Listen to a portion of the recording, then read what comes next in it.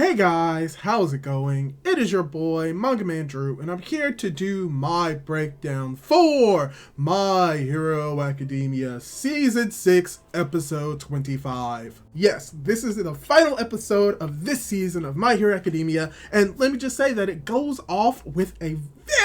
very much interesting ending, and we're going to be going over this episode as thoroughly as possible to give you what is going on and to see if there's anything that you may have missed watching the episode. So let's dive right into my final breakdown for season 6. And for starters, the title of the episode, which is No Man is an Island, derived this title from chapter 328 of the manga, and this episode covers chapters 326 starting from page 2 all the way to chapter 328. And for last episode, we covered the first page of chapter 326, but in this episode, we immediately jump into the second page of 326 as we get to see immediately All Might picking up Deku's fallen mask, as we get All Might beginning to self-reflect on everything that has happened right before Stain comes and puts a sword up to his neck. And this was an interaction that we've been looking forward to ever since All Might brought it up after his conversation with All For One after he left Tartarus. And with this final meetup between Stain and All Might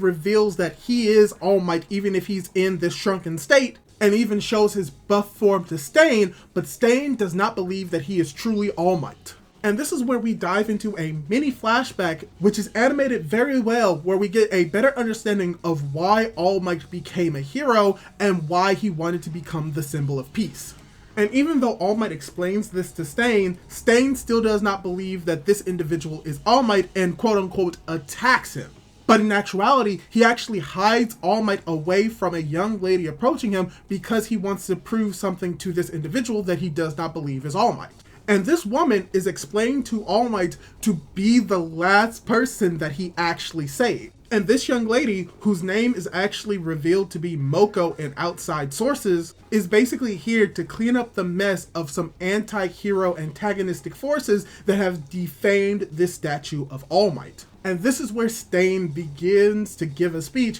which is pretty much him saying that the spark that All Might set grew into a large flame, which the flame represents All Might's ideals, conviction, and his sacrificial nature, which embodies the ideas of what it means to be a hero. And how we get an image of all of the students in Class 1A, which is the representation of All Might's ideals as a flame that was instilled inside of these students, as well as the woman Mocha cleaning the statue. Which I would like to point out that the anime does animate her cleaning the statue as we see the students populate this image. And what I also want to point out is that we do have a slight change in the dialogue that Mocha is saying in this moment, and how this change is more or less in the anime Mocha trying to hype herself up and give her comfort, while in the manga it's more of her having a conversation than her just muttering to herself and repeating the same word over and over again to more or less comfort herself. And this pretty much wraps up the Stain and All Might interaction that we get in this episode,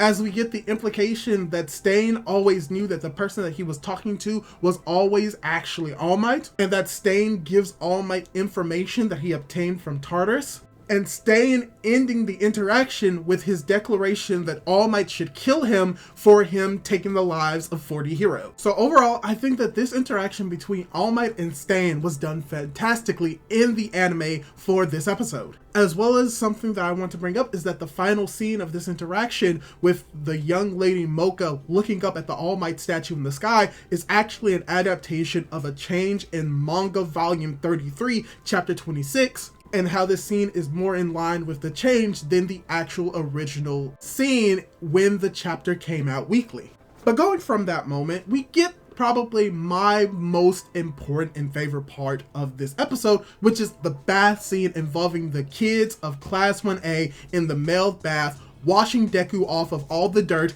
and letting him soak in the bath. This entire scene was just so much fun and so much enjoyment of how these characters interact with one another, while also still addressing how Bakugo has still changed more internally than he has externally when it comes to his attitude, and how he is still trying his best to not refer to Izuku Midoriya as Deku. And how after this scene, there is a slight change in dialogue that really doesn't make sense for the story as a whole, or at the very least within this small scene, which is the explanation of where Uraraka is after Deku gets out of the bath. In the manga, they explain that she and the other students decide to go to sleep because of all of the stress finally being off of them. But in the anime, they explain that Uraraka went to sleep along with some of the other girls. And now you may be wondering, why is that an issue? Because literally all of the girls are seen in this episode except Uraraka. So what other girls could have gone to sleep besides Uraraka? And even then, they kind of would have messed up even with the original scene, because almost everyone is downstairs except Uraraka, so it's a very slight and minor change that I find hilarious that the anime made. But going from there, we do get some small interactions between the students trying to understand a little bit more about Deku's experience with One For All, and how these interactions transition into Deku wanting to apologize to All Might, which leads to a slightly funny gag that many people did not like when the official manga translations as well as this manga chapter came out for the first time. And me personally, I always did enjoy this scene because it was very reminiscent of just the interactions and the characters that are All Might and Deku. What they did in this episode as well as in the chapter is very much in line with who they are as characters as well as who they are with people, which is that it's a combination of being a little bit more dramatic and serious as well as playing with the humor that My Hero Academia is very much known for. But yes, this scene is pretty much All Might trying to apologize to Deku as well as everyone else in the room. And I will say that this scene would have flowed better if we actually see Deku apologize first, and then it transitions into All Might's apology as well. But pretty much what All Might does is that he apologizes for how he was acting with Deku as well as the other students, as well as trying to prepare them for what's to come, which is that they're going to participate in a large battle to come when it comes between the heroes versus the villains. And as he says this, we do have an added scene that is not in the manga of All Might reading the letter that Stain gave to him, and how All Might's speech ends with Deku reaffirming what he gained from the entirety of the Dark Deku arc, which is that he is going to be working alongside the other students as well as All Might to fight against the villains and return society back to what it once was. So overall, even though people may not like this part of the episode or even this part of the chapter, it still confirms the ideas that we got from the Dark Deku arc, which is that Deku needs to not do this alone, that he needs the help of others to help fight off the villains. Basically, the heroes need to work together to defeat the villains and return back to society to which it once was, which ties really what we get later on immediately after this with Jiro's speech. But once Deku falls asleep, we do get a small moment of the students trying to comfort Shoto about his situation, how everything's going to be okay, even when it comes to his father and his brother's developments throughout the story. As Jiro brings up this comparison of how the people are not really fond of Shoto being comparable to how the students were not fond of Class 1A during the cultural festival. And how her speech is pretty much the idea that they want the class to do what they did during the cultural festival and help reassure the people, and how she says that they shouldn't just be working towards fixing the world back to what it once was, but to make it even better and brighter. So once again, tying into the ideas that the heroes need to work together to build a bigger and better future, which is what the Dark Deku arc was always about. And let me just say this, the music choices in this episode are really fantastic because it really elevates a lot of the moments that we got in this episode. But now we're approaching towards the latter end of the episode, where we cut over to the pro heroes of Hawks, Endeavor, and Best Jeanist, where Hawks talks about what they know about All For One, about Tomura, about Tomura's recovery, about what All For One wants and why he wanted Deku back before Tomura was done, finished, and becoming complete, as well as tying all of this into the information that Stain left them. And that information that Stain left them was actually in the knife that he threw at All Might. And this kind of transitions into a flashback where we get to see what happened after the invasion of Tartarus and what Stain was doing at that moment. And we see that he just randomly kills a horrible person that wants to gather up and hoard women, as we see that he is trying to look for more information because he recognizes that the outside world has collapsed and that he needs to find this information, which he discovers on the body of a dying guard. And while the guard is very reluctant to give this information over to Stain, he allows Stain to take the information and leave Tartarus. And we see how he leaves Tartarus because as All For One is distracted with the other villains, Stain just jumps into the water and most likely swims back to the mainland. And we do get a small transition that is not in the manga and only in the anime, where we see Stain go from the beach that he most likely landed in to the shop where he gathered the clothes as well as the katana, as well as a panel from the manga used in the anime to explain how Stain would know all of the information about what happened with All Might and everything that happened after he was sent to Tartarus.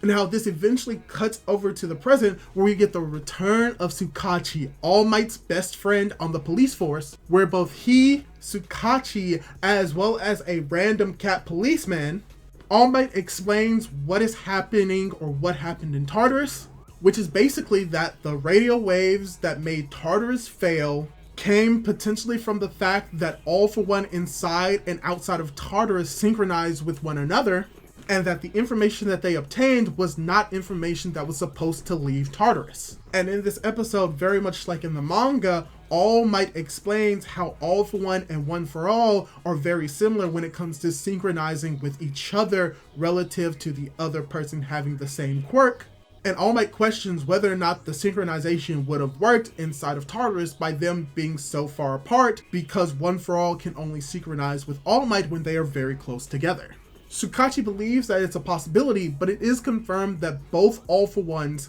inside of Tartarus and inside of Tomura Shigaraki communicated via radio wave. And that's something that you should be keeping in mind, because if you didn't know, we use radio waves to communicate with one another via telephone. And there was a message that they were able to record from Tartarus, which explains that Tomura will be completed in 38 days, which contradicts information that they thought that they had, which was that he would be completed in 2 months, which means that at this moment in the present, Tomura Shigaraki was going to be completed in 3 days. And something else that I want to bring up is that in this scene, something that I missed until I was editing this video, is that this actual imagery actually derives from the volume extras of volume 34 of My Hero Academia, where we have concept art for what is to become a combination of All For One and Tomura Shigaraki with inside of the one body.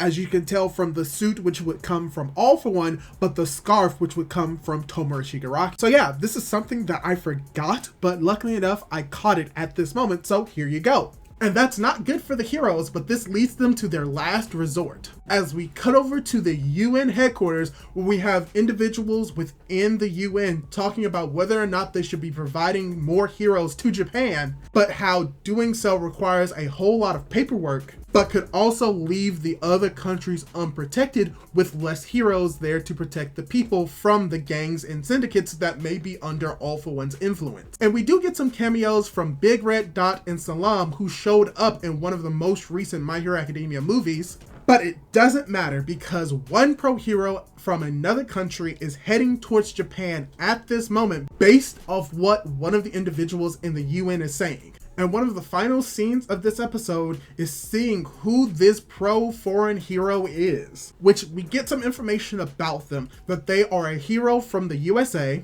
They are actually the #1 hero in the USA. They have connections to All Might, and their name is Stars and Stripes. Yeah, this is the foreign pro hero that many manga readers have been waiting to see in the anime, because we all love our big, buff, muscular women. And I can confirm that the voice actor for Stars and Stripes in My Hero Academia is Romy Park, who is well known for voice acting characters such as Hanji from Attack on Titan, Edward Elric from Full Metal Alchemist and Full Metal Alchemist Brotherhood, Tamari from Naruto, and Hitsugaya from Bleach. And we do get to see that this entire sequence of her riding the jets is animated very well, as well as it takes the scenes that were added and changed from volume 33 and chapter 328 from the official release being more in line with what we got in the volume. And this would most likely be where the episode would have ended if it wasn't for a new anime original ending or ending scene in this episode, where this entire new scene is just Deku showing that he is still a little bit traumatized from his interactions with All For One, as this original scene is of Deku in a dream about Tomura and All For One coming at him, and how he reflexively uses Black Whip because of this nightmare. But luckily enough, Uraraka is there as well as the other students who are not afraid of Deku and pretty much tell him that everything is going to be alright, they are going to be by his side, he doesn't have to be scared, and that they are going to be fighting together against All For One and Tomura Shigaraki as the episode ends. And we do get to hear the ED of the episode as we just pan up from UA with some Deku monologues talking about how everything is more or less okay because he's now with his friends. But something else that I want to bring up as a final point for this breakdown is that of all the characters in Class 1A that we see in this final moment, we do not and never see the face of Aoyama. Once again, keep that in the back of your mind because that is going to be important for Season 7, which is confirmed to be on its way and in production as we speak. But yeah, this is pretty much the end of Season 6 for My Hero Academia, and let me just say that this season blew me away. Any expectations that I had for this season were all surpassed, from the animation, the execution, the pacing, all was done near perfectly in the season. And I would say that this is probably comparable to seasons 1 and 2 of My Hero Academia, which are known to be some of the best seasons in this entire series. But this may be my personal opinion, but I think that this kind of lifted the anime up a tier when it comes to everything that is going on. And I can't wait for what's going to happen in Season 7 when it comes out. But yes, as a slight review of this entire season, I thought it was fantastic. I loved every moment of it. I loved how they adapted the war, as well as the Dark Hero arc with Deku, Dark Deku arc. And I just love all the themes, the music, everything working together in tandem to make this season amazing. But yes, that's all I really have to say about this season of My Hero Academia. Let me ask you, what'd you think of the season? Did you like it? Did you dislike it? Is it your favorite season? Leave your thoughts down below. Subscribe to my YouTube channel if you want to see more anime and My Hero Academia content. And hopefully you enjoyed this breakdown, and I may break down Season 7 when it comes out. So do all that cool jazz, and hopefully I'll be able to catch you in my next video. Goodbye!